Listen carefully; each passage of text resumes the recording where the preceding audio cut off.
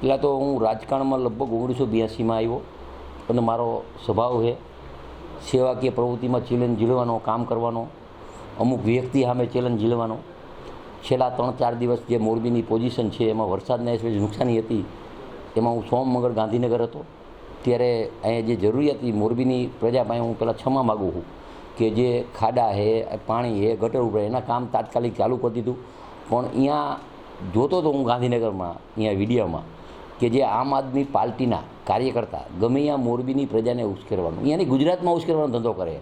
એક વિસાવદરની સીટ આવી, એમાં તો ગોપાલભાઈ અહીંયા આવશે ને ગોપાલભાઈ આમ છે ને ગોપાલભાઈ વારી થશે. એટલે એનો વિડીયો જોયા પછી મને એમ થયું કે છેલ્લા 2 વર્ષથી હું જોઉં છું ભાઈ શ્રી ગોપાલભાઈ, પહેલાં તમે બોલ્યા હીરાબા વખતે, હીરાબાનું બોલ્યા, એ તો કોઈ દી રાજકારણમાં નથી, સ્ટેટમાં નથી. નરેન્દ્રભાઈનું બોલો, અમિતભાઈનું બોલો, તમામ નેતાનું બોલો, અને તમે એમ કહો કે કાંતિભાઈએ સ્ટેટમેન્ટ આપ્યું એટલે પેટમાં તેલ રેડાય છે. પેટમાં તેલ નથી રેડાતું. મેં સાચી વાત કરી છે.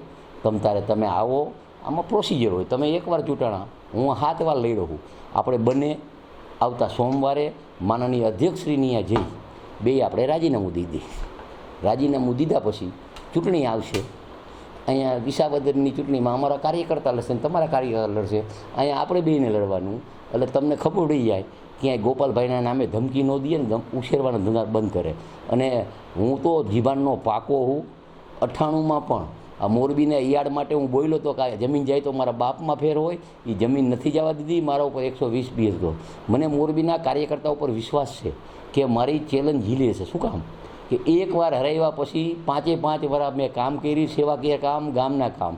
એટલે મને વિશ્વાસ છે તમે અહીંયા આવો, તમારા આમ આદમીના તમામ ભારતના નેતા આવે અને અહીંયા મોરબીના મારા ભારતીય જનતા પાર્ટીના કાર્યકર્તા, મતદારોનો વેપારી, અને આપણે બેને ચૂંટણી લડવાની છે.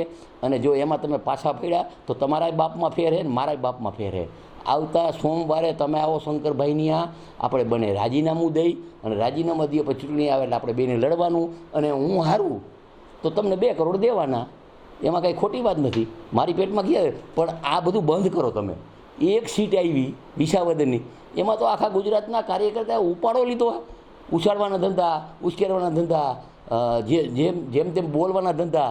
ગોપાલભાઈ આવે છે તો આમ કંઈ ગોપાલભાઈ કંઈ એવો કંઈ હાવ છે આવી જાય અહીંયા ક્યાં હું ના પાડું. અને આવી જાઓ સોમવારે રાજીનામું દેવા અને મારી તૈયારી છે.